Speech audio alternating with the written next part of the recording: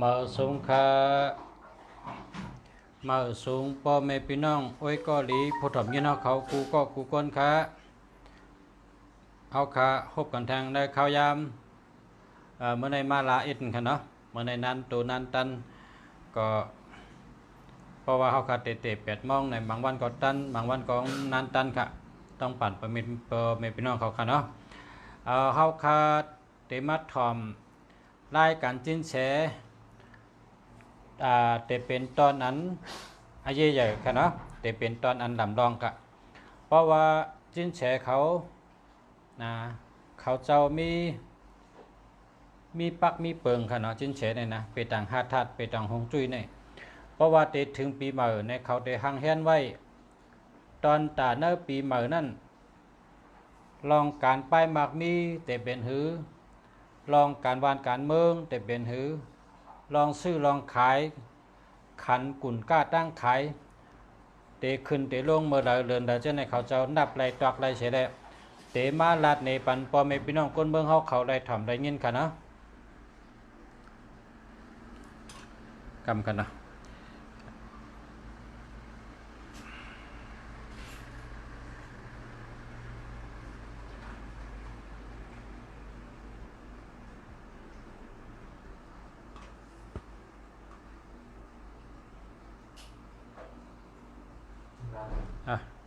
ตั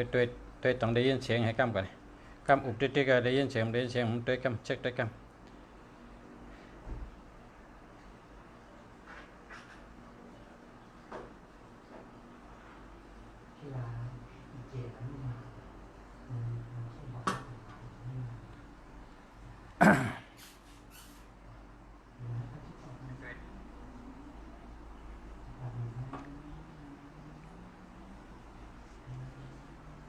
ฮัลโหลค่ะจังยินเสียงเอาค่ะใน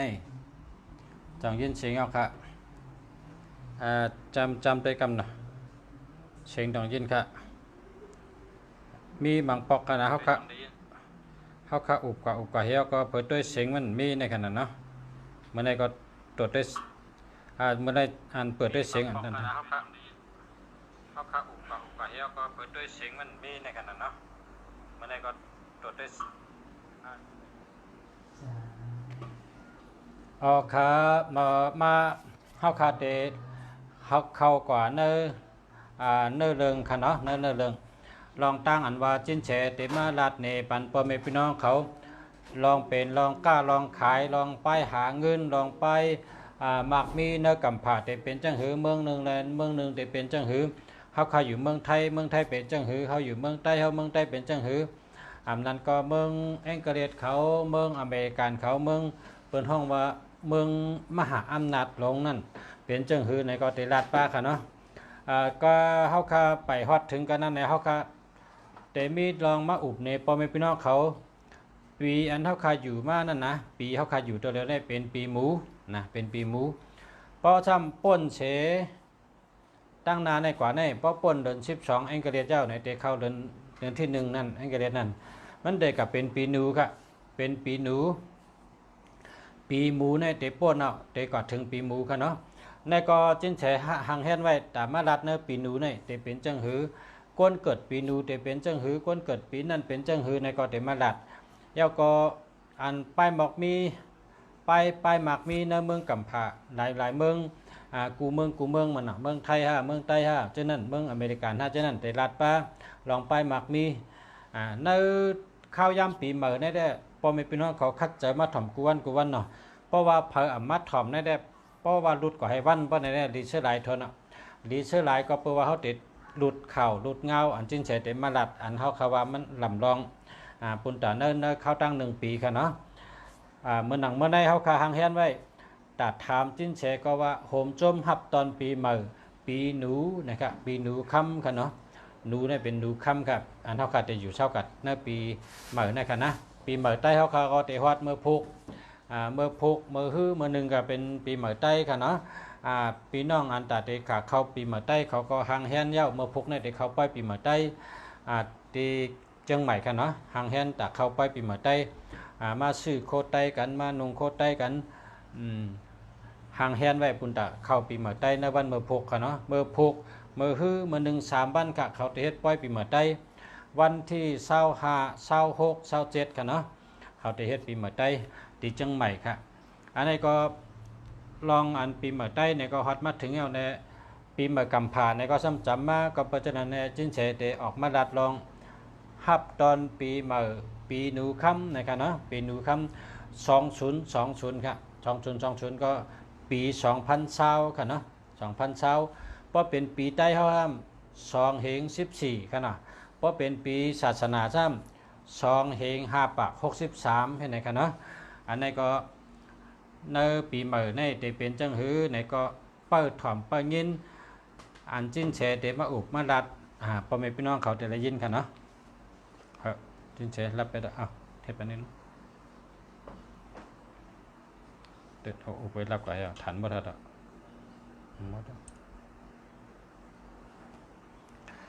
แล้วก็ปีนูค่ำแต่เป็นวันที่สังเดินสังปีสังข้าวยามเลยตีแรกไล่กับเนื้อปีนูค่ำนะครับเนาะในก็จินเฉดเดมาลัดครับเพราะว่าปีหมูมดกว่าเย้านะปีหมูค่ำก็อันเขาอยู่นี่ก็กำทำเด็กเข้ากับเนื้อปีนูค่ำในซ้ำเด็กแรกมือวันที่สังเดินสังข้าวยามสังเจนหลายมองจะไหนครับเนาะเขากับเปิดถ่อมได้จอมกันเข็มก้าเนื้อปีนูค่ำในขณะเนื้อปีนูอันเขาขัดได้อยู่ใน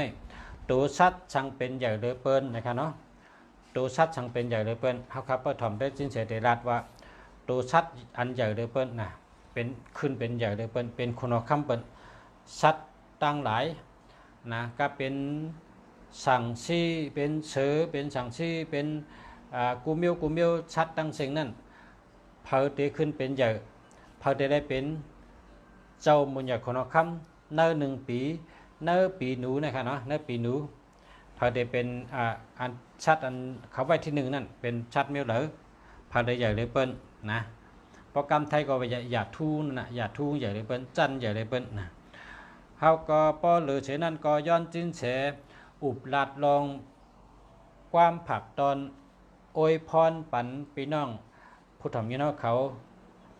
พรปีใหม่ลองปีใหม่เขาค่ะนะปีใหม่ได้ในก่อหางเฮนเขาขาหางเฮนถามเขาจิ้นเฉเขาขาลัดขอกรรมผักตอนปันอวยพรปันมังกลาปัน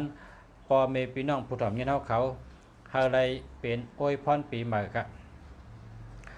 เนื้อเฉเขาขาหางเฮนอันลองพิเศษในก็มีตั้งนำเหมกาพอยาวกว่าในก็เตสืบกว่าเนื้ออันเขาขาอ่านไว้เมื่อว่านั้น13 ข้อก็จะเป็นวันตอนกับกุวันเลเสียเขาขาไรถ่อมเนื้อข้าวยำอันจิ้นเฉอุบเย้าในก็มือไปถึงเนื้อข้าวยำอุบจังนั้นก็จะมีอยู่รายการ10 ข้ออันรัดนี่ว่าข้อที่1เมื่อพุกเป็นวันตัวชัดอีสังลายอันนำถูกอำแบนกันข้อที่2เมื่อพุกเป็นวันถัดอีสังข้อที่3ปอกลแห้งเจอตกถัดเจอตกอำอยู่ดีจะได้ได้ใส่ซื้อโคสีสังข้อที่4ปอเฮเปิลมีเมตตาฮักเขาได้ใส่ซื้อสีสังโคสีสังข้อที่5ก็เขากล้าเม็ดขายมันหรือใส่ซื้อโคสีสังคะข้อที่6ก็เขาผีสังชัดก้นหักเขาหรือไรออกขอออกเคลื่อนกานาตั้งเลยค่ะในวันเมื่อพุกนั้นก็ข้อที่7ถามว่า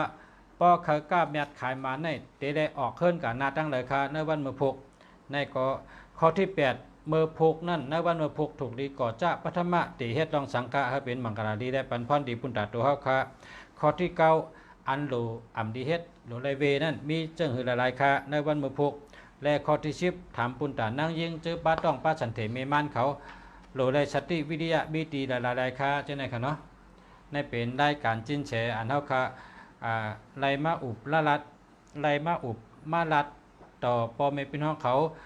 กูวันเอากับเจ้าตื้อเป็นพรดีสังว่าเป็นก้นก้าในก็เมื่อพุกเตเซอสีสังเฮกะก้าขายเฮกะขายดีนั้นก็เป็นก้นกาขายโคกะขายโคขายเล้งเมื่อพุกได้ออกเคลื่อนกะตั้งเลยค่ะเฮกะขายดีให้มีลาบดีจะไหนก็เป็นพรดีปุนตาพอเมพี่น้องเขาอันมาถ่อมยินกูวันค่ะเนาะพอวายเฉยเย้าไล่กันจิ้นเฉยก็เขาเสียคู่เมืองดีก็ขึ้นสืบเหมือนเก่าค่ะสืบด้วยปันปอเมพี่น้องเขาหมายจากลาดจ่องดีหมายจากลาดมีเงินมีคำจ่องดีแน่นั้นก็ ด้วยปีต่างลองจู่ลองจิ้งเป็นหือในปีในอันใดเข้ามันถูกอันนั้นก็จู่จิ้งดีห้ามดีไหนก็ถามได้ค่ะเนาะ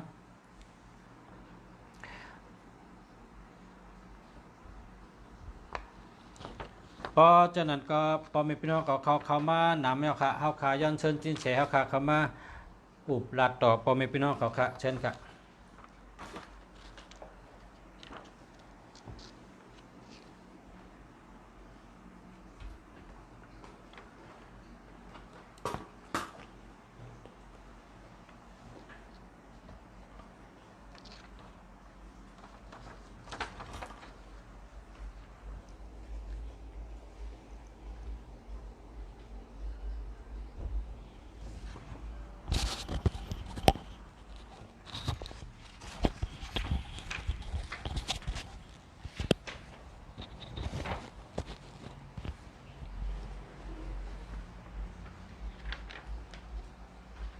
มาสงค้าคุ้มเมืองดีค่ะเอาค่ะมาชงค่ะมาสงค้าปอมแม่พี่น้องอ้อยก็รีผู้ถ่อมยินเขาตั้งหมดตั้งเสียงผู้อันมุงต้วยหันเงาต้งรายการสิ้นเสียแต่เหลียวในกูโก้ก็ค่ะเนาะยันมาสงกูก็ค่ะสื่อว่าตั้งแต่วันเมื่อไหร่กว่าแต่ปอมแม่พี่น้องก็เลยรายเขามาถ่อมรายการสดๆในก็เป็นอันรีเซไลท์ค่ะเนาะเป็นรีเซไลท์ก็สั่งในสิ้นเสียเป็นก้นจะไหนค่ะเมื่อวันลอยกระทงก็มาต้วยไปต่างฟรีค่ะเนาะเพื่อนนำหลูกกับลอยกระทงก็หลูกต้วยเขาซ้ำต้วยไปต่างฟรีก็ในปล่อยวันปีใหม่ใต้เอาซ้ำมาต้วยไปต่างเอาซ้ำแต่มาลาลองอันหลำร้องกับกวนเนี่ยเนาะก็ไก่เมียนกันในการน้อมใจจื้อครับน้อมใจจื้อก็รายการนันติเตอุปตาตั้งเสียงในแต่มีอยู่15หัวข้อค่ะเนาะที่เขาเตอุปจับกันกับกวนนะเอาว่าเมื่อหนังข้อทนนึงก็เตลัดเมื่อในเขาเตลัดลองหาทานได้12ตัวสัตว์เฮอป่องใจเฮอีนึงสิมกาหูโคได้มีไว้ว่าหุ่มจมครับตอนถึงมาปีหนู2020นะครับเนาะเฮาก็ติลาดเก็บมีนึงทัดกับมือหูโค2ในวันวันพุธนั่นก็เฮาติลาดว่าพลังของปีหนู2020ในปันอาโจเจิ้งหือนะครับเนาะให้ลาดแล้วก็ติซับเลี้ยงว่าปี2020จะเป็นหือเนาะก็ในคอทน3มันซับสืบกว่าทางวันทน3ซ้ำจะเป็นหัวข้อว่าพลังคำตีเขามาก่อเกิดพลังน้ำในปี2020นั่นมันมีลำลองจื่อไว้พองไหนเนาะแล้วก็หัวข้อที่4กาดวันทัดสืบกว่านั่นก็จะเป็นหัวข้อว่าจำฮอมือเหลา7ในปีต่างสิ้นเสียเข้ามาในปี2020นั้นจะมีไว้จื่อหือไหนเนาะก็ปี2020นั้นเหลา7ที่เขามาอุบเปิงกำพานะครับเนาะแล้วก่อนจะมีเป็นไว้จื่อหือพี่ฮอมานั่นไหนก็จะมาหลัดในกันเนาะหัวข้อสืบกล่าวแต่ว่าจำฮอกับไก่เลยป้ายมังมีในปี2020นั่นก็จะลองป้ายมังมีร้อนๆครับเนาะแล้วก็สืบกับทางหัวข้อที่6ว่าในปี2020นั่นตั้งกำพาได้เป็นหื้อนะครับเนาะแต่ว่าลาดเอาจันเอากับเป็นเมืองว่าเนาะอันปีเฮาจันเอามาลาดได้แล้วก็ข้อทวน7สืบกับทางว่าในปี2020ในเมืองไทยได้เป็นหื้อนะครับเนาะแล้วก็ข้อทวน8ซ้ำติลาดลองว่านาการตีหลีและขีในปี2020นั้นมีสั่งหลายๆไหนเนาะแล้วก็โหคอทนเก่านั่นเดี๋ยวลาดว่าเพกึ่งกังในปี2020นั้นจะมีสั่งหลายๆไหนเนาะแล้วก็คอทนซีว่าติลาดว่าจำฮอขับเจียน12เดือนในปี2020นั้นจะเป็นหื้อเนี่ยเนาะว่าคำตีขึ้นเดินเดินตีลงเดินเลยตีช่วงโตเดินเลยจำไหนเนาะก็ในคอทน11เฮาซ้ำติลาดว่านาเฮิรนไหวกว่าจู้ไผ่แล้วเจ๋งแล้วยาในปี2020นั่นมันจะมีจำฮองพรจ่าพรหลีพรขีเดี๋ยวเลยทบเดี๋ยวเลยยานั่นมีไว้จื้อไหนเนาะแล้วก็โหคอที่12เนาะเขาก็ติลาดว่าพลังหลีให้ขับเจียนตั้ง12เดือนในปี2020จะเป็นไว้จื้อว่าเดินแล้วเจ๋งแล้วหลีเจ๋งแล้วให้ไผ่แล้วหลีไผ่แล้วเป็นอันขีเนี่ยเนาะก็ติลาดแล้วก็คอคนที่13เนาะติลาดว่าโจจตา10ทัดในปี2020นั่นจะเป็นหื้อเนี่ยเนาะว่ากูว่าในเขาลาดมา5ทัดเหมือนในที่สั่งลาด10ทัดกำมันแต่ซับแรงเนาะแล้วก็คอทน14ซ้ำว่าโจ12ตัวซัดในปี2020นั่นจะเป็นไว้จื้อหื้อเนี่ยเนาะก็กล่าวเป็นวันทน14เนาะก็หิม ปลายๆเลยกลางๆเลินเนาะกลางๆเลิน12กะลาขอส่วน15แต่ลาดว่ากุ้นอันเกิดใน7ลูกวันในปี2020จะเป็นหือไหนเนาะแล้วในก็ถือว่าอุบกันจะไหนครับอันในหูคอที่ว่าเฮาที่อุบกันในกันเนาะลาเธอฮู้ไว้ว่าใน15วันในที่มีหูคอจังไหนในกันเนาะปอแม่พี่น้องเขาถามว่าเป็นอาโจพรดีในก็แช่นะแช่เฮอพี่น้องเฮาไว้ก่อเฮาเลยฮู้จอมเฮาเนาะก็จะเป็นรองลีครับเป็นการกองมูกูสูบเมียวหนึ่งครับเนาะเอาละคุณเมืองลีสึกขอถามได้แล้วครับ เขาครับเขาคาเดสิบเขาถามมันหนังกวนครับพ่อแม่พี่น้องเขากูก็กูกวนครับโหขอแนะนำพ่อแม่พี่น้องอ้วยดีผู้ถมพี่น้องเขากูก็กูกวนครับในเป็นรายการจิ้นแสเมื่อในวันที่24 11เดือน2019ครับออกรายการกูวันข้าวยำกันทำ8 โมงครับทำตอบปัญหากูลองเกดีไทยแจงแดงๆหน่อยครับโหขออันเท่ากัดเดถามมีหนังประเด็นนะครับข้อที่1ถามว่าวันเมื่อพุกเป็นวันตัวชัดอีสังหลายๆอันอ่ำถูกอ่ำแมนกันนั่นค่ะวันมะพุกเป็นวันตัวสัตว์เสือค่ะนะตัวสัตว์เสือในแอมเมียนกันตั้งลิงค่ะนะเพราะว่าเนื้อปีเหลือนวันยำของเผ่ามีเสือมีลิงไว้ในตัวเราตัวหนึ่งก็โดดไหลไว้สติตั้งเสียงในวันมะพุกนั้นนะครับเอาครับข้อที่2ครับถามว่าเมื่อพุกเป็นวันถัดอีสังค่ะเมื่อพุกเป็นวันถาดไฟเหยอะค่ะตั้งเตาซ้ำเป็นไม้เหยอะตั้งเนื้อซ้ำเป็นไฟเหยอะเนื้อไม้ในเปิดสุมไผ่นั้นในไผ่เดือดลูกนะไผ่เดือดลูกเพราะไผ่ลูกในเป็นชื่อหือไหนเป็นวันอันที่ก้นเฮ็ดสังกอฮิพินันยัดวันหนึ่งในวันพุกนั่นค่ะเนาะพอกลางวันสำคัญกลางขึ้นสำไก่ก็เป็นจางเป็นไรกลางวันซ้ำก็เปิดวางคันเพราะว่ามีการทางเป็นรองสังกอฮิพินันยัดเหิงเยากับไว้นั่นพุกจะเป็นวันก้นเจอไม่เจอเพื่อนเจอไพ่เจอไว้วันหนึ่งจะไหนข่าวเป็นวันถัดไฟค่ะนะวันพุกนั้นถัดไฟเยอะค่ะเอาครับกันใน10ข้อถามข้อที่3ครับเมื่อพุกถูกดีใส่ชื่อโคสีสังฆะก็ก้นเจออ่ำอยู่ดีอ่ำนั้นก็ก้นถัดใจตกแห้งใจตกจะนั่นค่ะเมื่อพุกค่ะถูกรีใส่เสื้อโค้สีเหลืองสีของอันนั้นก็สีกำมะเขือในข่าวเนาะเอาครับข้อถามข้อที่4ครับเมื่อพุกถูกดีใส่ชื่อโคสีสังฆะก็ข้าเปิ้นมีเมตตาฮักเข้าค่ะเมื่อพุกถูกรีใส่เสื้อโค้อันเป็นสีเหลืองสีส้มหมักจอกสีกาแฟสีครีมสีเนื้อจำไหนครับคุณมังดีเอาครับความถามข้อถามข้อที่5ครับเมื่อพุกถูกดีใส่ชื่อโคสีสังฆะก็ข้ากล้ามีดขายหมานมีสุนมีดับนะครับเมื่อพุกค่ะถูกดีใส่เสื้อโค้อันเป็นสีส้มสีผ้าแล้วก็สีล้ำไหนครับเอาครับกำใน10ข้อถามข้อที่6ครับ10ถามว่าเมื่อพุกถูกดีออกคอออกเคลื่อนก่อจู้ไปตั้งใดครับก็คือเปิ้นฮักเขามีเมตตาที่เฮานะครับเมื่อพุกนะถูกดีออกคอออกขึ้นกาเจียงจานวันตกซื้อๆไหนครับเนาะเอาครับข้อถามข้อที่7ครับเมื่อพุกถูกดีออกคอออกเคลื่อนก่อตั้งใดครับก็คือกล้ามีดขายหมานมีสุนมีดับนะครับกาตั้งตกซื้อๆไหนครับเนาะเอาครับข้อถามข้อที่8ครับถามว่าเมื่อพุกถูกดีก่อจ้าปัทมะตีเฮ็ดลองสังฆะให้เป็นมังกรดีได้ปันพรดีบุญดัดตัวเฮาค่ะนะครับเมื่อผู้ค้าตั้งปีต่างสิ้นเสียเปิ้นเฮาว่าเป็นวันเพ่งยิกวันเพ่งยิกอันว่าได้เนาะเงียบอันจนผู้ลักก็ย่ำหมานตูมเมียนโกไหนครับเนาะกำนั้นในเมื่อพวกเป็นวันดีเดียวเดี๋ยวจุนเปียดนายกกาตั้งเป็นตั้งเซงอันเฮาเปลี่ยนมาหึงเอาในกายศยาเปียดในก็เป็นรองดีค่ะเนาะนาการกูลองอันเตจ้านะวันผู้นั้นก็เตเตมื่นลีเนี่ยเนาะมื่นดีเนาะนั่นมันราบลื่นอันเป็นความไทยราบลื่นมันหนังว่าเป็นน้ำนั่นกันน้ำมันกาอะไรดีรอกาอะไรรอดเลี้ยวดีนะครับเนาะแล้วก็เป็นวันดีเดียวเตพึกซัดกุมเมียวขนาดพอใครเขาความโกนเนี่ยก็เขากับพึกเขาในวันผู้นั้นก็จะเป็นรองดีค่ะเนาะก็คือเขาลาดกล้ามโกนแต่หยาบอีกหนึ่งก็กับพวกพึกเขาหูกล้ามโกนลาดทางเขาป่องเจอเนี่ยก็จะเป็นรองง่ายค่ะเนาะเอาละในวันผู้นั้นแต่งงานมีกระสองมันไม้กันนี่ก็อะไรค่ะเนาะยังก็ยังเป็นวันตีเพราะว่าเขาเหตุการก่อสร้างอำนั้นก็การงานศพงานคนตายเนี่ยเนาะก็การไรพ้องยังก่อนนะวันพุกนั้นว่าลองหลีหรือลองขี่เปิ้นเฮาว่าลองให้ลองหลีเนี่ยก็เพราะว่ามันเป็นคำว่าเพ่งอันว่าในที่ปองว่าสังในปองว่าเป็นธรรมดาว่าในปองว่าอำลีอำให้อำจ้าอำขี้นะเป็นวันธรรมดา เป็นวันอันทั่วไปอันเป็นวันนั้นเนาะเดือสินำกาในวันพุกนั้นในการตีตกแต่งเฮือนหน้าปัดเพียวเฮือนหน้า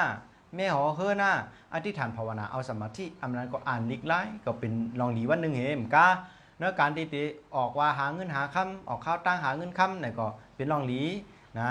เหมือนเฮาว่านั่นน่ะมีกะลา2ก็ไหลในวันพุกนั้นนะก็เปว่ามันเป็นวันเพ่งยิกในวันเพ่งยิกนั่นตาสีหูสีห้าวสีหอสีเฮือนเนี่ยก็ไหลเหมือนกันนะแม่หอแม่เฮือนแม่หูแม่ห้าวแม่โคแม่ของก็ไหลขุดลิ้นเผาก้นตายพังก้นตายเปิดเสียงเปิดร้านวางเต็งหมาจอมในก็ไหลตั้งเสียงค่ะเนาะในวันพุกนั้นค่ะคู่เมืองหลีเอาครับ10ข้อถามข้อที่เก้าก็ถามว่าในวันเมื่อพกอันอ่ำถูกดีเฮ็ดมีสังใดๆครับในวันเมื่อพุกนั้นอันถูกเฮ็ดนั่นในการผูกซ้อมตั้งเสียงในยังลือไว้วันกันเนาะเพราะผูกซ้อมก่อนในก็เตไหลฮับนำตอนพรหลีเหมือนหนังที่เขาตั้งถังกลางใจเนื้อคอเขาวนไว้เจ้านั้นค่ะเนาะเอาครับ10ข้อถามข้อที่10ครับถามพุ่นด่านนางยิงผู้ยิงเจอป้าต้องป้าสันเทเมม่านเขาในวันมาพกถูกดีสติวิริยะมีตีละลายครับมี2ตีค่ะเนาะ1โกลังตีรับสิ่งตีห้องเก็บของอย่าไปกับเขาอย่าไปกับจำอย่าไปกับอยู่นั่งอย่าไปกับเล่นอย่าไปกับแอวอย่าไปกับตุ้ยเห็นไหนคะเนาะในข้อทน1ข้อทน2อย่าไปตำโคกลังเสียงเนาะโ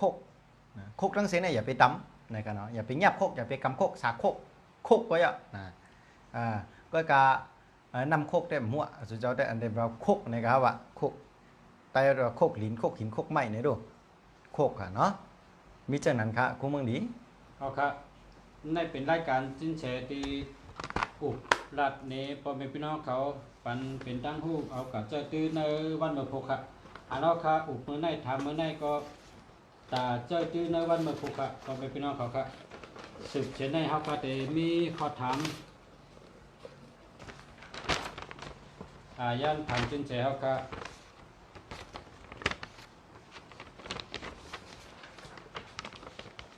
เอาค่ะหัวข้อว่าผมจมฮับตอนปีหนูคำ2020กับปี2แห่งเช้ากับวันที่เป็นปีใหม่ตั้งพลังงานติเตมันในปีในปิ่นเข้าในปีหนูคำเมื่อวันที่สังเดือนสัง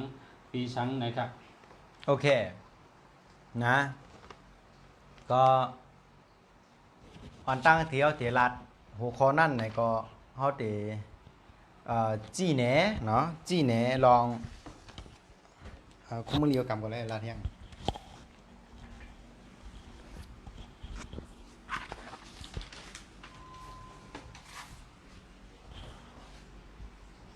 มาเซอร์ฮะ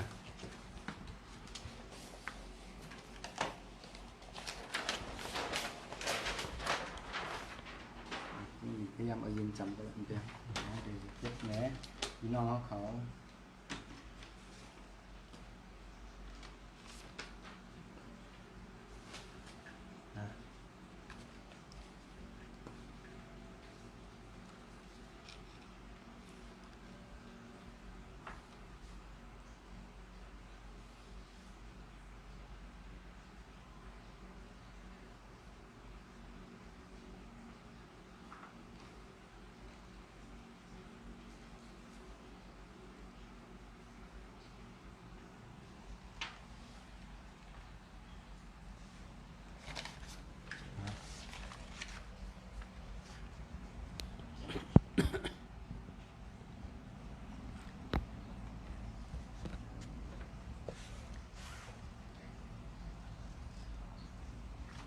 ในเล็กไหนออกเขาเดินผ่าน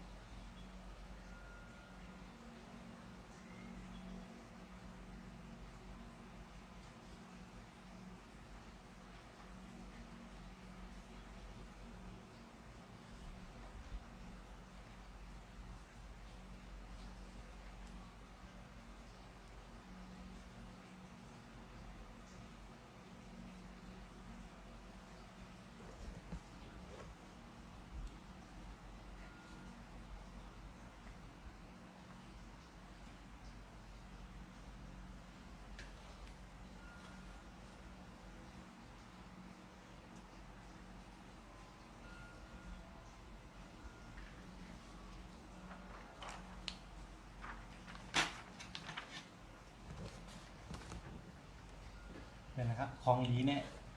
เฮ็ดร้อยๆกวนเปิงกันเดี๋ยวอะไรครับของดี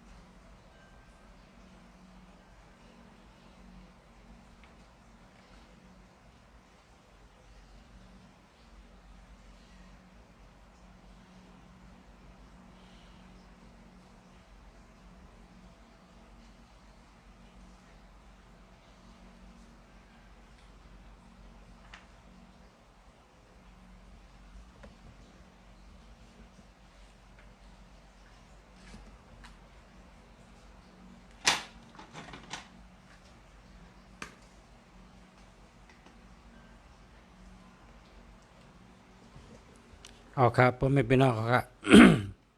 อันในจินเสตึกแต้มเหนตอนตาเตซับแรงในวันเมื่อไหร่ครับอันเฮาคาเสียงเย็นกันในก็เปิดว่าเปิ้จินเสแต้มเหนเป็นหางมันและเตกำเตซับแรงค่ะเตซับแรงลาดเหนตีป่องมันกันเนาะลาดเหนตีป่องมันว่าป่องจังหือเพราะว่าลาดอะไรเพราะปลาหางมันในกูว่าอ่ำป่องเจอนะครับว่าเพราะหันปลาหางในกองตีป่องเจอง่ายเพราะว่าจินเฉนั้นมันใครเฮปมีพี่น้องเขาถอมเอาอะไรอาจูมันนะอย่าไปไว้เป็นถอมเฮลก็ยินหูซ้ายออกหูขวาถอมผ่านลมผ่านแดงไก่นั้นได้เพราะเป็นถามเมื่อพกมาจินเฉว่าหังคำว่าข้าก็บ่ลืมไปแล้วนะเพราะว่าจังนั้นเนี่ยโกมันรายใจพันดีครับ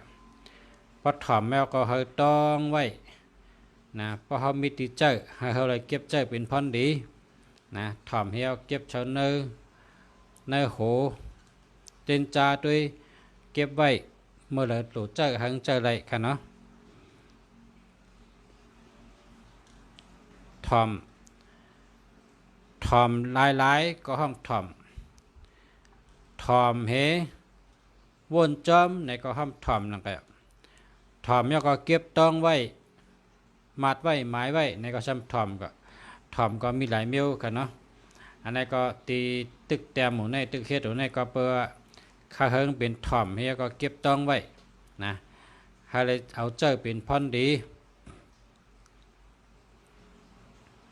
เพราะว่าในรายการจินเฉมันได้ออกกูวันอยู่ก้อยกาพอถึงปีใหม่ในมันเป็นรองอาเยใหญ่ค่ะเนาะพอจำปีใหม่ในเขาไว้อาเยใหญ่มันลำลองค่ะมันลำลองปุ่นตาก้นเฮ็ดการหากินหาย่ำโจมค่ะคดแชร์เป็นโจมค่ะเนาะโจมเตะค่ะยืนโจมค่ะมันลำลองปุ่นตาก้นเฮ็ดกินหาย่ำค่ะก้นอันเฮ็ดกินเฮ็ดย่ำเฮ็ดการเฮ็ดงานเด้งต้องในก็เปิดว่าเฮาคาในมือป่นมานั้นเฮามีการไล่เฮียนสูงได้เฮาจังอ่ำคึดเปิ้นเอาหยานเปิ้นนั่นมาแปะเฮานะมาแหลนเฮาเจ้าเฮาเท่าเนื้อลอยเจ้าเฮาเก๋เนื้อลอยเจ้าเฮาชุ่มข้าวยำกับเนื้อลอยเหมือนหนังฮื้อไหนมือนหนังเฮ็ดชนตองนะครับเนาะ เฮ็ดสนตองเนี่ยมันเป็นมีพรดีนะมีพรดีต่อเต้ไรกินนะต่อเต้ไรกินเป็นชัดเทเลยค่ะคนเฮ็ดสนตองเนี่ยนั่นน่ะเฮาขาดอยู่เห็นในภาวะจัดเป็นก้นเฮ็ดสนตองนั่นปานสืบปานตายเย้ากะลายจุบเย้าก็ฮู้คันเนาะก็กะมือปานปอเฒ่าเฮาในเฮาขาดต้องเย้าก็มาปานปอเฮาในก็เฮาจำต้องสองโซก้นในเย้ากะค่ะตายกะหลายๆ เฮ็ดการได้เฮ็ดตั้งวันตั้งปีค่ะมีวันลือมีวันกึดวันจะในตั้งหน่วยได้เปิ้นกึดคันในกำพาเนี่ยนะในกำพาในเปิ้นกึดวันติดวันเสาร์เฮ็ดเลยแต่นั่งหน่วยเฮจะเหนเฮในเปิ้นกึดดือการดืองานไปกับพอแม่พี่น้องเฮาอันเฮ็ดสนตองในคำกึดเทวันกะเมืองแรงต่อรับซึ่งเมืองแรงต่อรับซึ่งเขาเฮ็ดตองเฮ็ดสนตองนั่นค่ะนะตองเฮ็ดสนตองตัวตองซิลิกเนี่ยเฮ็ดตั้งปีนะพอถึงมาจู้กันเนี่ยตั้งเฮินตั้งเยกูก็แห้งห่มกันไรเวียกชนไรตีชนเพลชนเวียกชนจัดชนคุดกูเมลลุมลาต้นตองว่าสิทธยาเวอร์สิทธแมงว่าโคตองว่าปัดตองว่าแก๊สตองว่าเลิกตองว่ายิบตองว่าตองเนี่ยนะตัดเตได้ขายในเฉพาะยิบเป็นลายปอกเฮาขาในเป็นลูกปอเมก้นเฮ็ดสนตองแล้วเฮาขาฮู้ดีค่ะปอแมวเฮ็ดสนตองเล่งเฮาขาเมื่อขาก็เล็กเมื่อเดี๋ยวในเฮาคำมาวนตัวในสนตองอันว่านั้นมันโดเฮ็ดเจ้าโดเฮ็ดเจ้ามันเตะป้าเฮาเท่าเฮตายกันหลายๆกุ้ยเป็นชัดเทเลยค่ะมันตื่นเป็นชัดเทเลยค่ะเนาะกับปานเมื่อเดี๋ยวในเปิ้นเฮ็ดเธอการในเฮ็ดง่ายๆนะห้ามอะไรเป็นชัดเทชูเจ้าเจนจ้าเตรู้เฮ็ดง่ายๆเป็นชัดเทหลายๆคนเฮ็ดการตัวเดียวเนี่ยเปิ้นหยาบค่ะเปิ้นหยาบให้มิวคนเฮ็ดยาสีเขียวเนี่ยเนาะเฮ็ดยาสีเขียวนี่ก็เจ้าเต้ๆเนี่ยเฮ่อสังคะเปิ้นเอาจักเฮ็ดเอาค่ะยาสีเขียวเนี่ยเปิ้นทำใส่หลอดให้เปิ้นเอาจักเฮ็ดใส่หลอดขึ้นก็ยะห้ามขึ้นใส่ห่อให้มาขายปันเฮาค่ะยาสีเขียวไม่สีเขียวเฮ็ดสับเปียอาบน้ำว่าสับเปียพองสับเปียร้อยโคอ่ะสับเปียน้ำว่ากำในทำเฮ็ด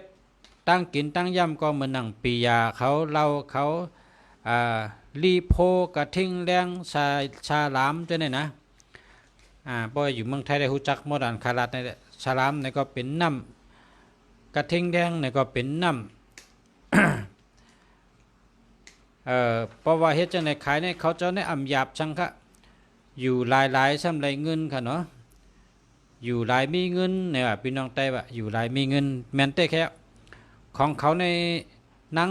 เฮ็ดเอาเงินลงทุนให้เฮ็ดกะเพิ่นเอาซากเฮ็ดเอาหลายๆค่ะเฮ็ดกระทิงแดงว่าเฮ็ดปียาว่าจังได๋กูในซ้ำกินกูวันกินกูวันขนาดบ่กินกูวันนี่ก็เจ้าของซ้ำเป็นชัดเทอยู่ติเขาเนี่ยมันเป็นน้ำไหมค่ะพ่อแม่พี่น้องเขานะลีโพก็เป็นน้ำกระทิงแดงก็เป็นน้ำปียาก็เป็นน้ำไงเมืองเปิ้นในซ้ำเป็นชัดเทนะซ้ำหยาบเมืองไต้เฮาในซ้ำหยาบนะทุกข้านะซ้ำเป็นชัดเทค่ะเฮ็ดสนตองค่ะเฮ็ดสนตองเนี่ยนะมันหยาบมันเฮ้อหยาบนะคะสนตองในเฮาค่ะในเป็นลูกปอเมเฮ็ดสนตองค่ะ ตองเนี่ยนะกับผูกแล้วพอผูกก็ในซ้ำปลาดุมลาก็1 ปีซ้ำไร1ปอกไอ้ค่ะพอปอเมเฮาล้านตองเอาในซ้ำเปิ้ลเฮิงหนอมาพอหนอทำกับการแบตเทียวทำกึดไว้กึดตัวเดียวไอ้ค่ะหนังหึงเต็มแมงย่ามงย่ามได้สิทธิ์จะเบื่อเหรอป้องหนุ่มขึ้นมาใหญ่ขึ้นมาในปดกูมงแมงทำกำได้สิทธิ์แทงยาเบื่อมันเนี่ยสิทธิ์ยาเบื่อช่ำกับปิดมาเหถ้ามาเอ็นตองในข้องเอ็นตองในเอาแปดเอ็นนั่นขนาดเนาะนังให้เอ็นตั้งวันเพราะเอ็นเอาในคำพ้องซ้ำโคค่ะคำพ้องซ้ำว่าโคตองคนใจซ้ำกับแหวกพื้นไม่ยิ่งซ้ำเปิดโคตองกาตองในญี่ปุ่นตั้งวันตั้งคืนค่ะเฮ็ดนาหนูตั้งจูตั้งจัดค่ะก้อยกา1 ปีในรายการฮื้อเนี่ยคำ1 วาทก็ได้ค่ะมังก็มังเฮินเฮ็ดเถป่นกะปีนึงนะคำ1 บาทก็ได้ค่ะเฮ็ดการตั้งเฮินตั้งปอตั้งเม ตั้งดูยิงดูใจในเหตุการณ์ตั้งเฮิรนเนี่ย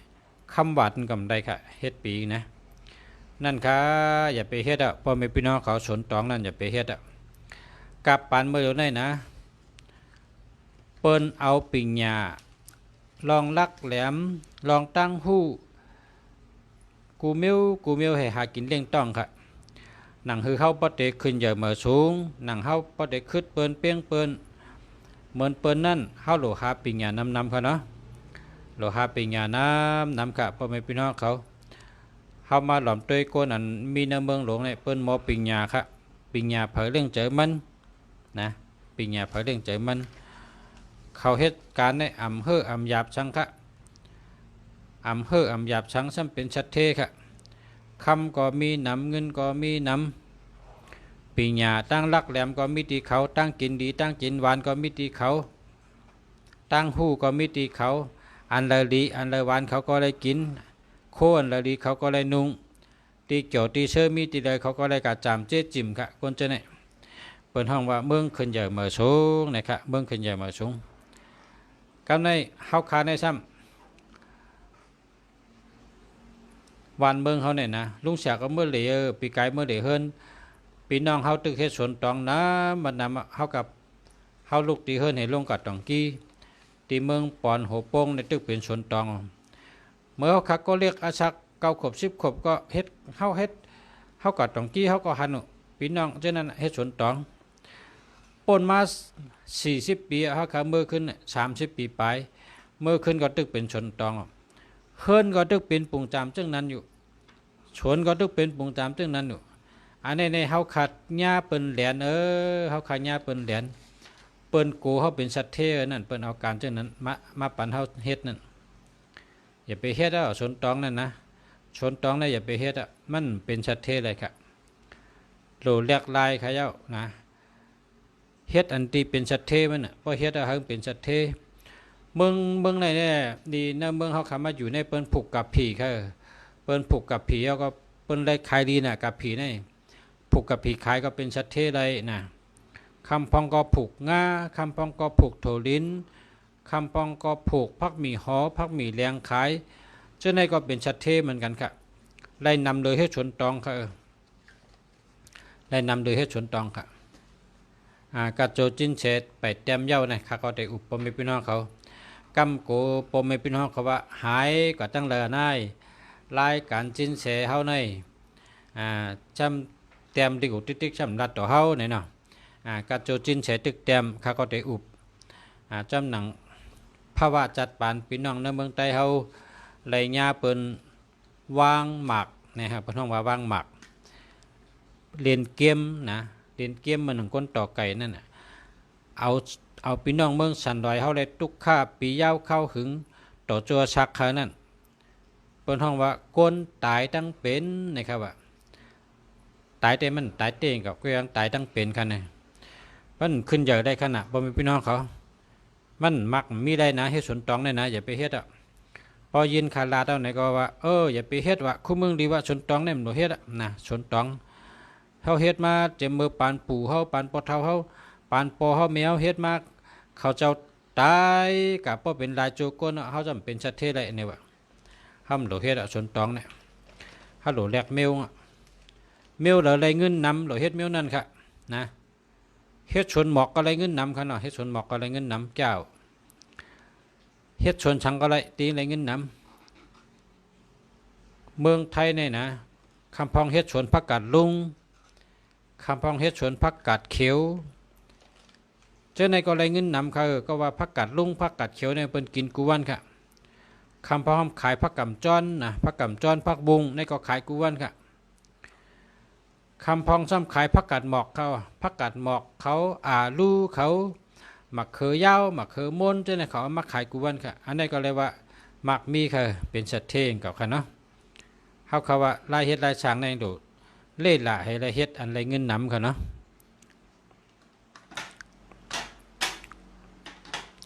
เขาโหลเล่ละด้วยว่าเขาจะไปอยู่เหกลมโหดต่อกลมนาต่อลินเมืองอันวันนั้นมันอย่าไปว่าละกลมนาต่อลินเมืองเตะเฮิงอยู่วันหนึ่งอันวันนั้นอย่าไปว่าละตาเขาโหลดด้วยผ้านะตีนเขาตั้มตีลิ้นนะ ราะเขาเคยเป็นชัดเทเพราะเขาเคยเป็นชัดเทเนี่ยเขาตาเขาหลุดด้วยเลือนด้วยเหลาด้วยผ้าตีนเขาตำตีดินตาเขาหลุดด้วยผ้าเขาหลุดด้วยวันเปิ้นเมืองเปิ้นเฮ็ดจังเหือเปิ้นเป็นชัดเทเมืองเขาเนี่ยเป็นชัดเทในย้อนเขาเฮ็ดการจังเหือลายเฮ็ดมันเจอน่ายลายเฮ็ดมันแมนน่ายหลูลายเรียกลายเฮ็ดลายช่างเขาน่ายป้ายหมักมีเขาเฮ็ดในมันลายน่ายมันหมักมีลายน่ายจังไหนน่ายเขาหลูเรียกลายได้ในเขาหลูเจนจ้าปิงหยาหาตังหู้หาปิงหยาเพราะว่าหู้ยาวหมอยาวในก็มาอุบมาลัดในกันค่ะมาอุบมาลัดในกันค่ะเนาะ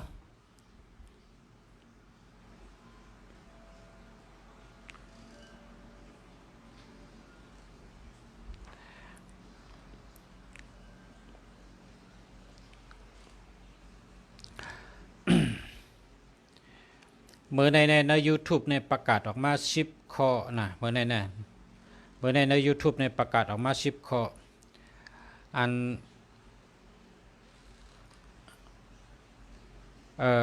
เพราะว่าเพราะเผยเรียน YouTube ก็เข้ากับด้วยอังกฤษละนะ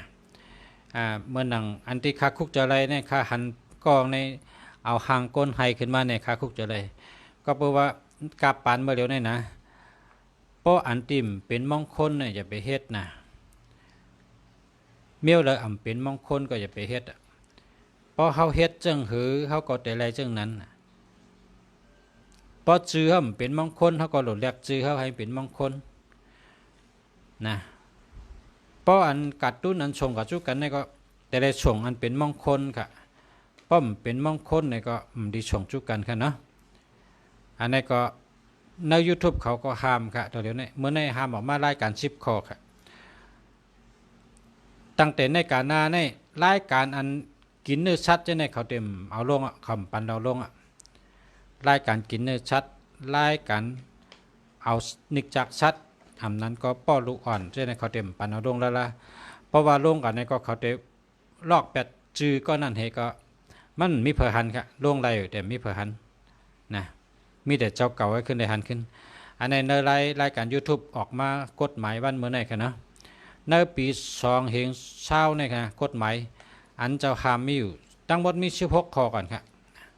นะมี16ข้อจังว่าเฮาติดเฮ็ดต่อกันส่งสู้กันอันเป็นห่างกัดตุ้นเนี่ยนะแต่ได้เป็นมังกราลีค่ะแต่ได้เป็นความหมายที่ดีลองฮักกัน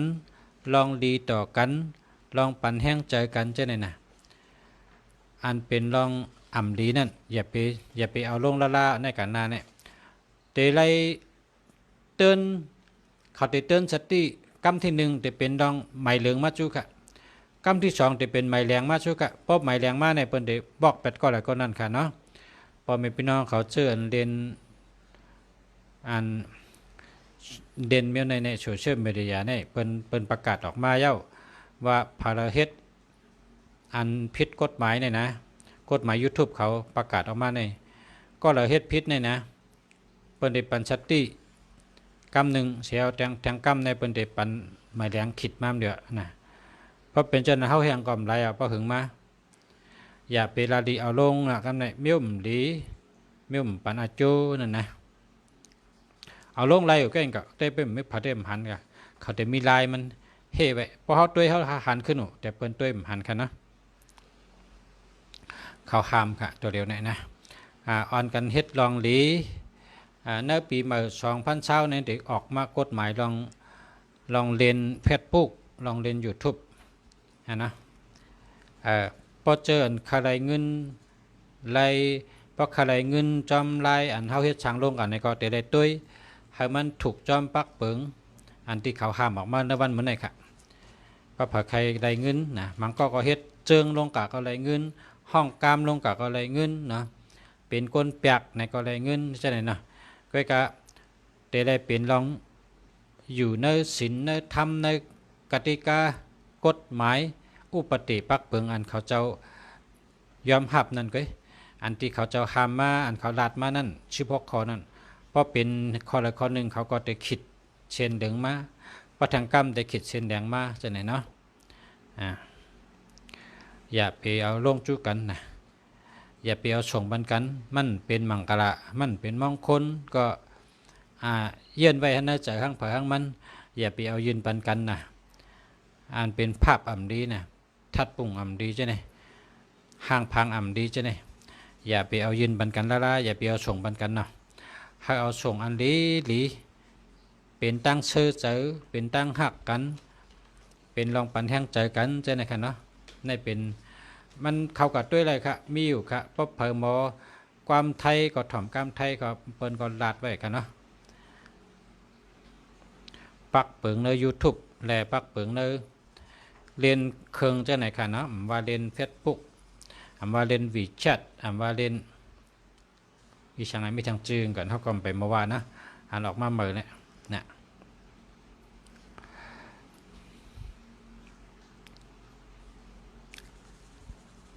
ยินจมค่ะเพราะว่า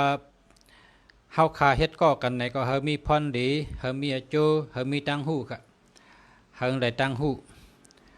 วันหนึ่งได้วันหนึ่งป้นกว่าฮาไรปิญญานำมาค่ะเนาะวันหนึ่งได้วันหนึ่งป้นกว่า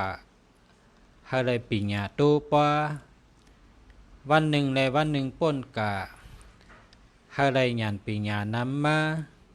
กูก็กูกวนค่ะเฮ็ดก็กันเฮามีตังหูเฮามีอาจูเฮามีพรดี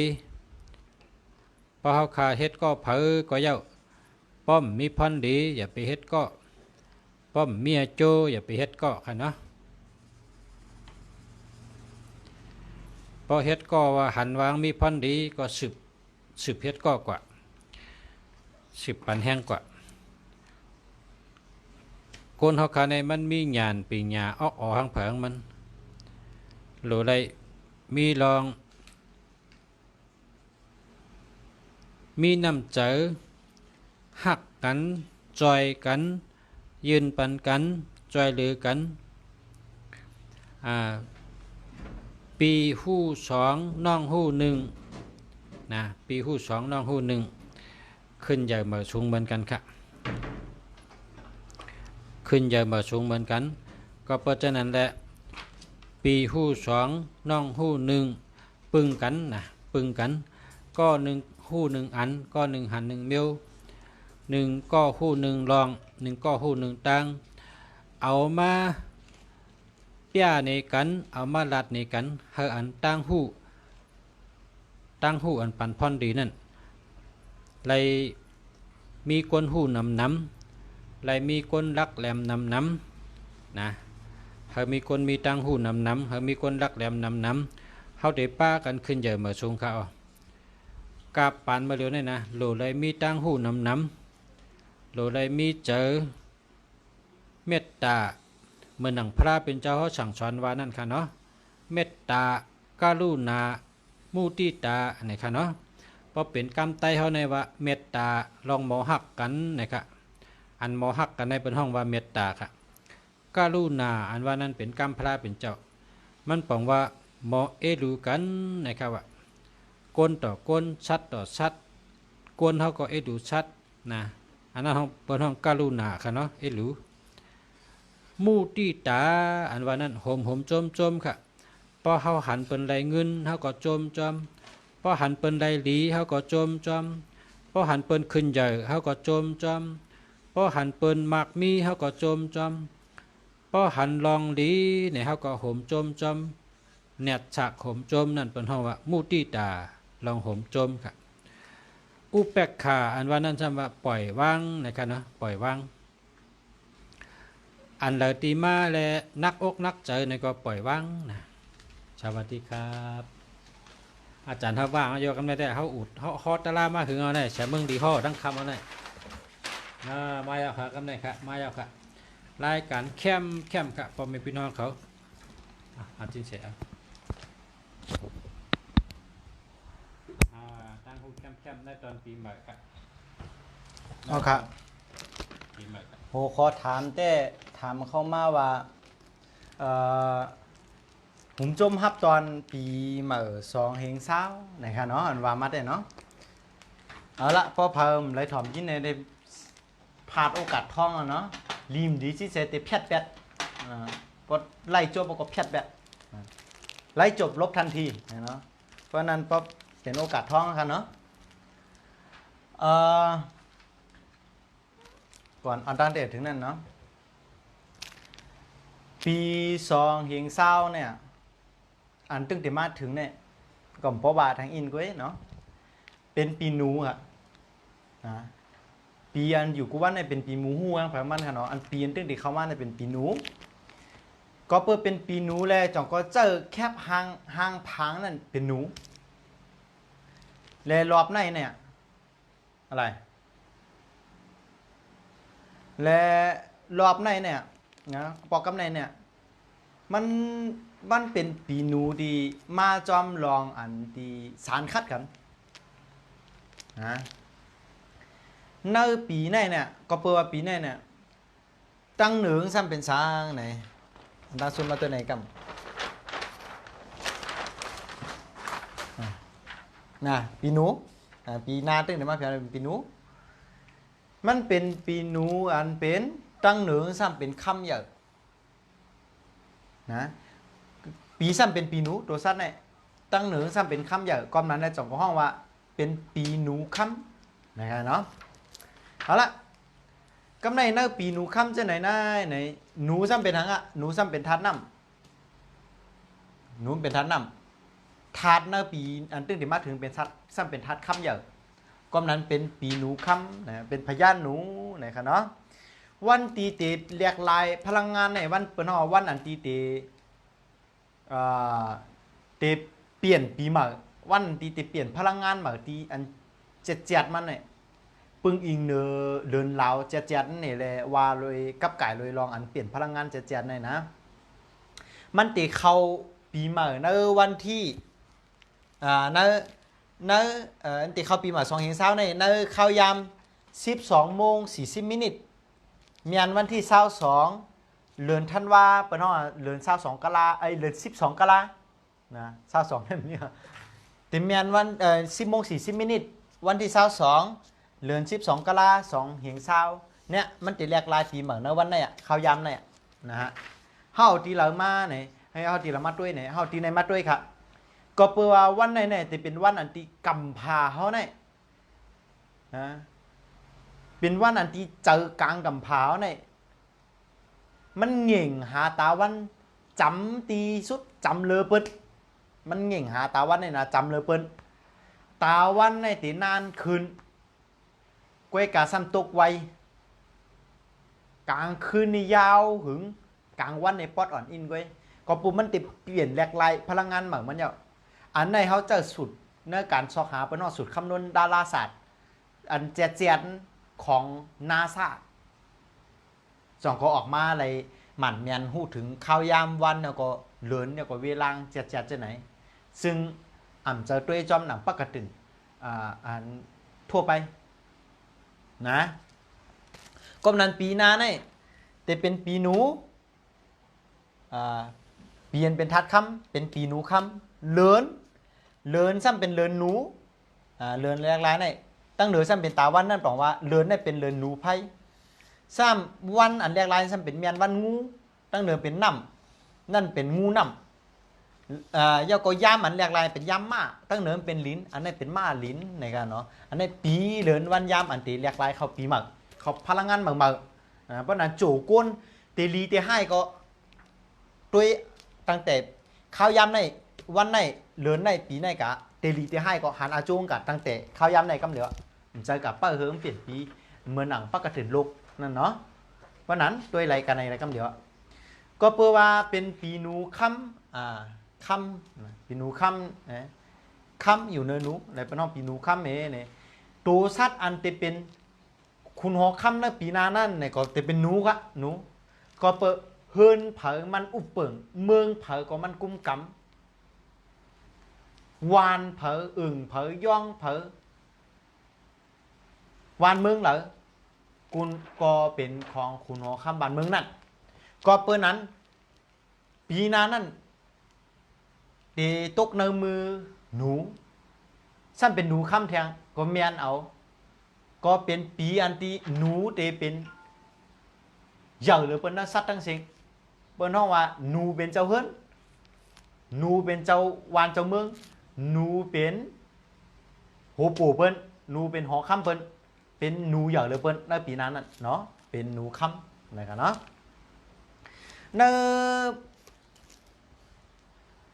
ปกติแขนั่นในปฏิทินจีนอันประมาณนั้นมันมีอันหมันเมียนอันลองเมียนหมันจัดแรงๆนั่นเป็นตีหลียองอ้ำนะเป็นตีหลียองอ้ำจื่อเนี่ยเลือเสข้าวยามอันเฮาตอกไรปีเลือนวันยามอันมันเตแหลกลายพลังงานอันจัดหมันนี่กายังเป็น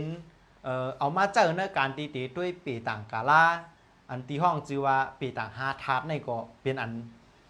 มีจื่อมีเสียงมาหลายเฮงเปียเนาะในการตีเจอด้วยปีต่างกาลาตี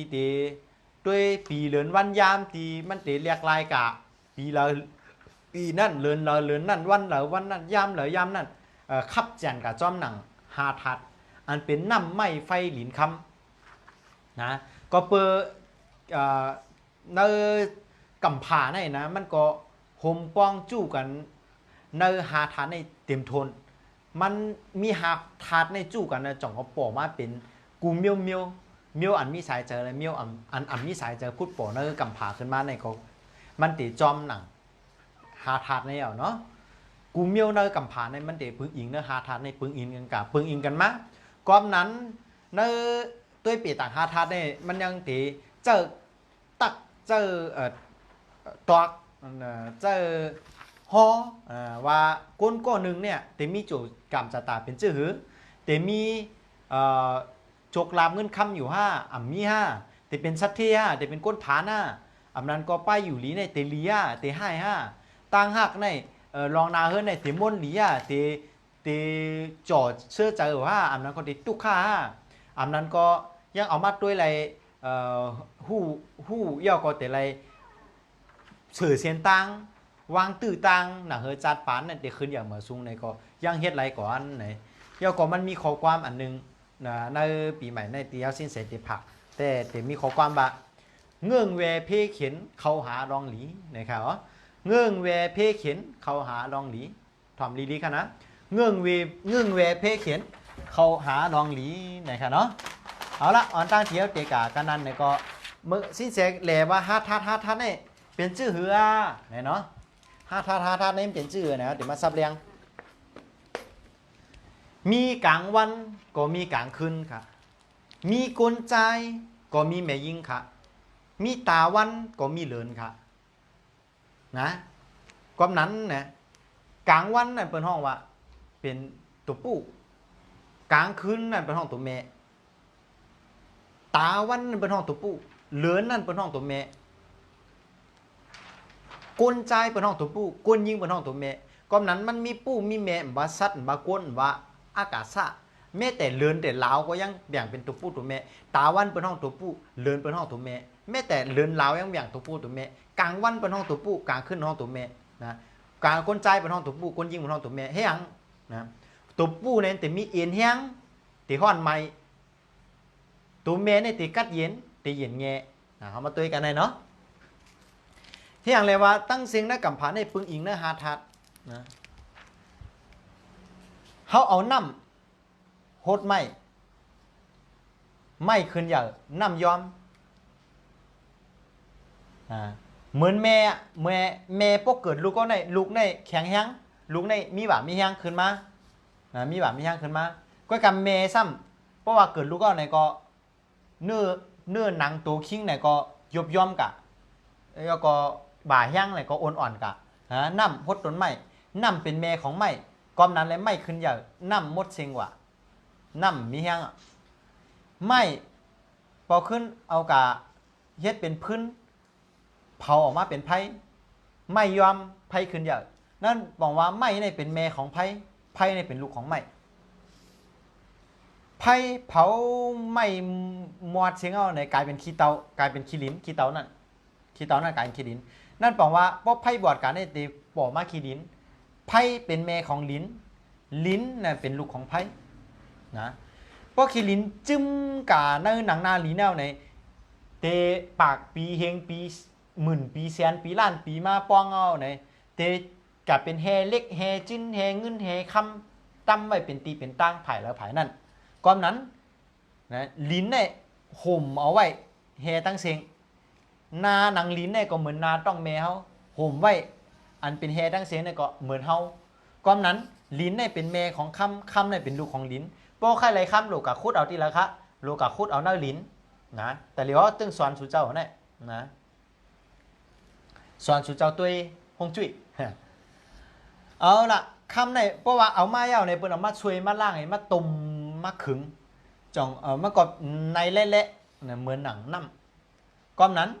คำในย่อมเปลี่ยนตัวมันเธอเป็นอันแล้วเบอร์ดาเตจอมหนังเจอก้นไข่เฮ็ด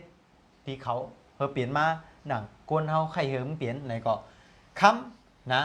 ยอมเอาตัวแก่นแข็งของมันในจึงเหมือนหนังน้ำนั่นเพราะนั้นคำเป็นแม่ของน้ำเป็นลูกของคำน้ำบกขึ้นโทษไม่ในปั่นตรงใน5 ทัดปั่นตรงเนี่ย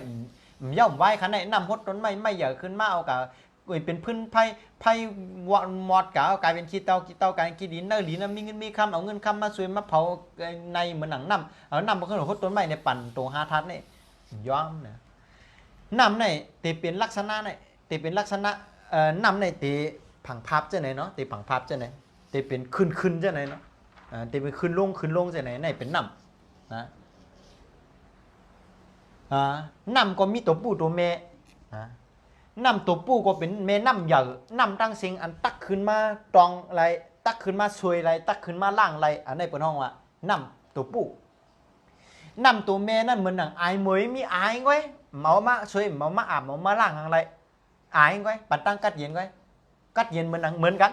ก็กับอันเป็นน้ำผู้เจ้าการอะไรอันเป็นน้ำแม่กัดเย็นปัดตั้งกัดเย็นเป็นน้ำเหมือนกันมีน้ำผู้และน้ำแม่ก้อนนั้นถาดนำได้อันตั้งแต่มี5 ถาดก็นำ1 ถาดไม่1 ถาดไผ่1 ถาดลิ้น1 ถาดคำ1 ถาด5 ถาดก็กะเขามาแจกแพ้นำเป็นตัวผู้ตัวแม่ไม่เป็นตัวผู้ตัวแม่ไผ่เป็นตัวผู้ตัวแม่ลิ้นเป็นตัวผู้ตัวแม่คำเป็นตัวผู้ตัวแม่เพราะมาอย่างเป็นตัวผู้ตัวแม่จาก5 ถาดก็เป็น10 ถาดเอากำไร5 ถาดลง10 ถาดเล็กนะเอาละนำตัวผู้นำตัวแม่หัวเขาเนาะกำไรเอากัดด้วยไม่ตัวผู้เป็นหือไม่ตัวผู้วางก็มันมีว่ามียังแก่นแข็งปกตังคืนอย่างก้อยมันเหมือนหนังไม่ตนไม่หลงตั้งเสียงปกตังคืนอย่างก้อยมันอันนี้อ่ะเป็นห้องไม่ปูไม่เมเป็นหือขลาไม่เมก็ไม่คือตั้งเสียงไม่คือเนี่ยเพราะว่ามันปันเฮาปันหูปันสั่งปันต้นไม้ปันสั่งในมันขึ้นไรมันขึ้นสั่งไรประมาณนั้นนะเพราะมีอย่างปันก็นั่นบอกว่าไม่ในมันเป็นไม่เมเหมือนเมยิ่งนั่นอ่ะเลยปึงอิงก้นใจเนาะเขาก็เป็นไปยิ่งกัดแขนเสตาก็มีแห้งฐานก้นใจเนาะก่อนนั้นไม่ปูไม่เมนะมาด้วยไพ่ในปอตาวันในไพ่ปูเหลือในปน้องไพ่เมเอาละปอการเลือนในเด็กกะไก่เขามาด้วยจำตาวันในปน้องไพ่ปูก็เปลืองเลี้ยงอุบเปิงไรจอมหนังสายแหลกนั่นกับเพียวอุบเปิงตั้งกำผานะไพ่ตัวปูไพ่ตัวเมเหมือนหนังไพ่เตี้ยนมันเลี้ยงอะไรเป็นตีก็เอากัดที่เราก็เลี้ยงกันนั้นก็มันเลี้ยงอะไรตั้งกำผาในไพ่เมนะอันในไพ่ปูไพ่เมในปันตั้งกัดเป็นตั้งปันตั้งอุ่นก็อะไรปันตั้งไม้ก็อะไรตั้งกำผาก็ไอ้กะไพ่เตี้ยนเนี่ยมันก็อยู่ก็เลยก็อุ่นกันนั้นกัดกันนั้นก็นะอันนี้เฮาตัวกับจอมเป็นอันละนั่นก่อนนะฮะเนี่ยยกเปิงแตงมาไพ่ปูเลยไพ่เมเอาละกำไรลิ้นก็มี2 เมียวอันนึงลิ้นลอยลงอันนี้เป็นห้องลิ้นปูลิ้นลอยลงในปั๊มเป็นลอยลงนั่นน่ะ136เอ้ยจอยตัวลูนะด้วยนะเพราะนั่นเนี่ยลอยลงในปุ๊บผมกับย่ำกับก้มกับเปลี่ยนกับแม่ในปากปีเฮงปีแสนปีล้านปีหมื่นปีมันอยู่กันนั่นนะอันนี้ลอยลงกันนี่มีลอยล็อกนะลอยเต้นะลอยเต้นะในปีนลายแหลกลายจ้อมหนังอากิ่งข้าวยำฤดูกาลมันโผล่ขึ้นมานะก้นไข่เอาเหิงเป็นหน้าก็ไรผูกซ้อมหน้าฤดูกาลก็ไรหน้าหลอก็ไรก็อยู่ที่ก้นเดี๋ยวเปลี่ยนแม่อะไรก็การลอยลงในผมกับเปลี่ยนแม่หังไรนะเพราะนั้นลิ้นก็มีลิ้นปูอะไรลิ้นแม่นั่นบอกว่าหังลิ้นปูลิ้นปูเนี่ยเพราะเป็นก้นทานลิ้นปูเป็นชื่อครับเป็นก้นตื้อเป็นก้นตื้อพอลิ้นเรียกคารุลิ้นล็อกหน้าเขาลิ้นล็อกหน้าก็เป็นก้นตื้ออยู่ก็การเพราะว่ามันย่ายก้นกดหลับก็ เอาละมาตัวทัดคำก็มีคำปูเลยคำแม่คำปูในก็เหมือนหนังตาเมียดลงนะตาเมียดลงเหมือนหนังเคืองจักลงเฮอบินว่ากาว่าอันมันเรียนอะไรกาอะไรอันมีบาปมีเฮียงมีเอียนเฮียงตำไหนเนี่ยเปิดห้องว่าคำปูเนี่ยมีตั้งหางเราอะมันมีตั้งหางเราก่อนว่ามันอันเป็นอันแก่นแข็งอันมีบาปเฮียงดังเสียในเปิดห้องคำปูอันเหตุการณ์ใดย่าจะมีทางอันคำแม่ไม่เหมือนหนังสายข้อว่ามิ่งคุยว่าตำไหนเนี่ยเอาอันล่างไว้เอาตั้งเราไว้จะเอากับพันนังเพราะนั้นมีคำปูคำแม่นำปูนำแม่ไม่ปูไม่แม่ไพ่ปูไพ่แม่ก็ลิ้นปูเลยลิ้นแม่ก้อมนั้นเนี่ยมันมาหาทัดแจกแพรเป็นตัวปูตัวแม่ก็เป็น10 ทัดเป็น10 ทัดก็ใน10 ทัดนั้นเขามาตัวเป็นลองดีอาร์มเมียวหนึ่งเพราะเอาตาเม็ดตาเม็ดเป็นทัดค่ำนะทัดค่ำซ้ำกับเป้ทัดไม่อย่างเป้ทัดไม่ก็เหมือนเอาตาเม็ดกับซับไม่เป็นป๊อดลงนะคำในเป้ไม่ซ้ำเป้ลิ้นอย่างไรไม่เป้ลิ้นก็ไม่อยู่เนื้อหน้านางลิ้นก็จุบกินเป็นวิตามินว่าปูนว่าวิตามินว่าเป็นเลทัดต่างๆนี่มันก็จุบกินเอาหมดไม่เป้ลิ้นไหนเนาะจองยามยินว่าไม่น้ำไม่หิมกันกินลิ้นกินปุ๋ยเนื้อลิ้นนะเพราะนั้นไม่ในเป้ลิ้นซ้ำเป้หังครับลิ้นซ้ำกับเป้น้ำเพราะว่าที่เราน้ำเขาหลัวเหมือนเขาเดี๋ยวน้ำเขาหน้าเขาหลัวเขาตั้งในเอาแต่เขาตั้งในเขาก็ถมตั้งในผุยตั้งในก็นั้นเนี่ยเขาเตะถมน้ำบ่อว่าถมน้องว่าเตะถมมังกุเมียวก็หลัวลิ้นในกับถมเพราะนั้นลิ้นในเป้น้ำนะก็พอเป็นก้นใจเป็นท่าลิ้นมีซ้ำเป็นท่าน้ำเนี่ยก็โผเป้มีนะพอมีซ้ำเป็นท่าลิ้นโผซ้ำเป็นท่าน้ำเนี่ยก็โผกูมีนี่ในขนาดนะอันนี้ในการตัวอันนี้ไว้นั่นก่อนนะก็ในท่านน้ำพอไพ่ไม้ที่เราเปิดเอาน้ำกับฮดในเปิดห้องว่าน้ำในเป้ไพ่นะเพราะว่าเปิ้นเดียวเผาข้ามเอาเนี่ยเปิ้นเอาเอียงล้อมครับล้อมเล็กล้อมค่ำจังเสียงในเปิ้นเอาไพ่เนี่ยมาล้อมเพราะนั้นไพ่ในเป้ค่ำด้วยครับลูกคำเป้ไม่เป้ลิ้นเป้น้ำเป้ไพ่เป้คำเป้ไม่เป้ลิ้นเป้น้ำเป้ไพ่เป้คำไหนปั่นตรงอันเนี้ยนำโพดไม่ขึ้นอย่างไม่ก่อไพ่เป็นขี้เตากลายเป็นดินนั่นขี้เตานั่นลิ้นนั่นมีคำนั่นพอขึ้นมาล้อมเป็นของเลี้ยงมันหนังนำพอขึ้นกับโคตรต้นไม่ขึ้นอย่างเนี่ยปั่นตรง5 ทัดย่อมไว้ย่อแจกแพรเป็นตัวปูตัวแม่ไหนเพราะนั้นมิ้วจาก5 ทัดก็เป็น10 ทัดก็ไหนเขามาตัวเมื่อไก่5 ทัดแล้วก็แจกแพรมา10 ทัดก็เลยตัวสัตว์มีหนูวัวเสือปางใต้เงือกงูม้าเป้ลิงไก่หมาหมูใน12 ตัวสัตว์ใน12 ตัวสัตว์ในหนูเป็นทัดน้ำหนูเป็นทัดน้ำกำในน้ำหนังปีเราปีนั้น5 ทัดปันตรง10 ทัดปันตรงเพราะว่าหนูมาจอมหางก็ห้องจอมอันนั้นปีในซ้ำหนูมาจอมค่ำก็ห้องว่าปีหนูค่ำเหลือนซ้ำหนูมาจอมไพ่ก็หนูเหมือนกันหนูเป็นทัดน้ำก็เป็นห้องว่าเลือนหนูไพ่ก็ในวันซ้ำเป็นวันแรกลายซ้ำเป็นวันงูมาจอมน้ำก็งูน้ำก็ในยามซ้ำมาจอมเป็นยามทัดไพ่มาจอมดินก็มาลิ้นในห้องจอมหนังทัดอันมาจอมไหนเนาะเอามาตัวค่ะเพราะพอเกิดปีหนูใน12 ตัวสัตว์ไหนเพราะใครหูเป็นก้นทัดดังไหนก็ตัวจอมไหนเนาะหนูเป็นทัดนำค่ะวัวเป็นทัดลิ้นค่ะเสือเป็นทัดไม้ปางใต้เป็นทัดไม้หนาวเฮ็ดไว้สีในค่ะเนาะแล้วก็เงือกเป็นทัดลิ้นงูเป็นทัดไฟม้าเป็นทัดไฟก็เปะเป็นทัดลิ้นลิงเป็นทัดคำไก่เป็นทัดคำหมาเป็นทัดลิ้นแล้วก็หมูเป็นทัดน้ำเนาะใน12 ตัวสัตว์นะอันนี้ก็ในจะมาตัวจังหนูสังนะก็นั่นน่ะในเป็นหนูคำเอาละในลอง12 ตัวสัตว์อันเท่าไข่รัดก็อันตีเข้าปีใหม่ในปี2020เนี่ยก็มันตีกับเขาในยาม 10:40 นวันที่22หรือ12 กรกฎาคมในมันเปลี่ยนแลกลายเขาปี2020จู่ก้นลีห้าจู่ก้นห้าก็ติเอาตั้งแต่วันในข้าวยามในหรือในอันที่เฮาลัดในนะตั้งแต่วันในกะในก็ติหันอาจงอ่ะผมจะว่าเปิดถึงปีใหม่ผมจะติหันอาจงกามเหลือนะเพราะเราเปลี่ยนต่างสินเสียแต่นะความนั้นก็สุเจ้าก็ติป่องเจ้าค่ะกะนะเอาลัดมาใน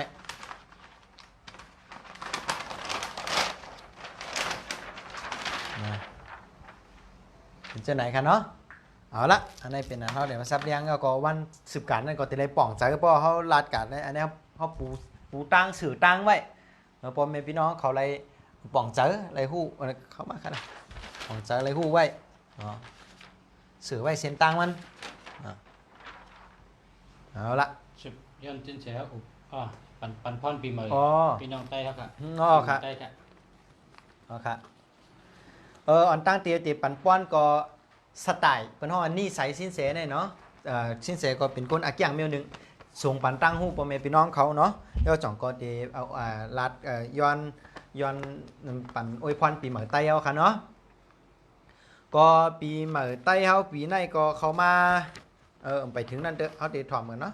ปีใหม่ไต้เฮากันปีใหม่ไต้เฮาปีในก็เขามาเมียนปี2 เฮง 1 ปาก 14นะครับเนาะปีใหม่ใต้ก็2 เฮง 1 ปาก 14ปีใต้ปีเป็นน้ำปีก็จ่าเนาะปีก็จ่าก็จะเป็นเฮง3 ปาก 81 คู่82 คู่แล้วก็ปีคิดคริยันเนาะก็จะเป็น2 เฮงเช้าแล้วก็ปีปุกท่าศาสนาก็จะเป็น2 เฮง 5 ปาก 63นะครับเนาะเขาเตปันคอไปบนอีกนึงก็เตสืบปันปันมังกรลาลีเนาะเตมีพรสังพอเขาเจอจัดปันปีไหนเหมือนปีที่ป่นมาเย้าและเตเจอจัดปันในปีหน้าเหมือนปีไหนก็พอเขาสูมีอาศักยาวถึง80 ปีเมืองสูก็มีจัดปันเตะกาปีเหลียวเว้ยซ้ำกัน79 ปอกนะครับเนาะอันนี้เป็นป้ายวนเดียวสินเสปันทำด้วยดีเรียงกั้มกันเนาะเตมีพรสังพอเขาเจอจัดปันปีไหนเจอจัดปันปีไหนเหมือนปีที่อันป่นมานะและเตเจอจัดปันในปีหน้าเหมือนปีไหนก็ป้อสูมีอาศักยาวถึง80 ปีสูก็มีจัดปันเต้ๆในเหมือนปีเร็วไว้ก็เจอจัดปันเหมือนเก่าเหมือนปีไหนซ้ำกัน79 ปอกตั้ง80 ปีลื่นสุดในข่าวสินเสย้อนสุดตองพ่อแม่พี่น้องโอ้ยก็เหลียวเขาฮับเอาบุญพรหลีปิญญาตั้งหูอันหลีอันเข้มอันเฮาคาสินเสตั้งคู่เมืองหลีออกมาอุบลัดภาคตอนปันพ่อแม่พี่น้องเขาในรายการสินเสในกูคำนั่นกว่าเฮ็ดสร้างออกมันตั้งรองนาตีปุญพรการงานตั้งหักไปอยู่หลีนาเฮินตั้งเสียงเต็มทนไหลก้นจอยเหลือมีกวนกำแถมป้ามทอกฝ้ากำแถมกวนจอยเหลือลิ้นป้ามทอกอ่องมันเป็นสัตทีกูก็เสียกำเฮาสินแสย้อนมาสูงแลปันพ่อนดีปีมาใต้พ่อแม่พี่น้องเขาก็ได้ค้ามาสูงค้าอ่อนตั้งที่สินแสเดผัดก็มีกำคมมาปันคอหนึ่งค้าสี่ศพตรงยุกยักมือสินแสเตตรงตักว่าเฮาฮักสูนาไตสี่ศพตรงยุกยักมือตรงตักว่าเฮาฮักสูไตทำนักกรรมกันเนาะสี่ศพตรงยุกยักมือตรงตักว่าเฮาฮักสูไตมาสงขา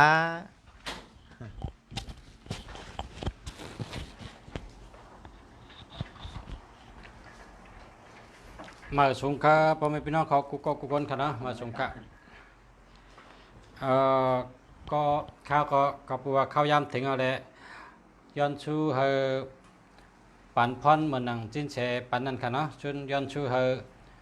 อยู่ดีกินหวานหน้าการขึ้นใหญ่มาสูงเนื้อปีใหม่กว่าในก็อะไรมีเงินมาค้ำมาตั้งหูมาลองมาอันดีเข้ามานำ เตรียมทนทั้งเผยทั้งมันเฮามีนาการดีลีไหลเงินได้คำนำชื่อไหลขายเมียดก้าวขายมันเหตุการณ์สังก็เฮามีลองโตตอนขึ้นใหญ่มาสูงกูก็กูก้นเฮาไหลเป็นสัตเทมักมุนตุนเต้าอยู่ดีเสื้อสะกว่าตั้งหลายเฮากว่าหลอดเพมาหลอดเพเฮาได้อยู่ดีกินวันเหตุการณ์ขึ้นใหญ่มาสูงกันกูก็กูก้นขาย้อนสู้เฮาอยู่ดีมีเงินห่างดีกึกปืนกูก็กูก้นขามาสูงขา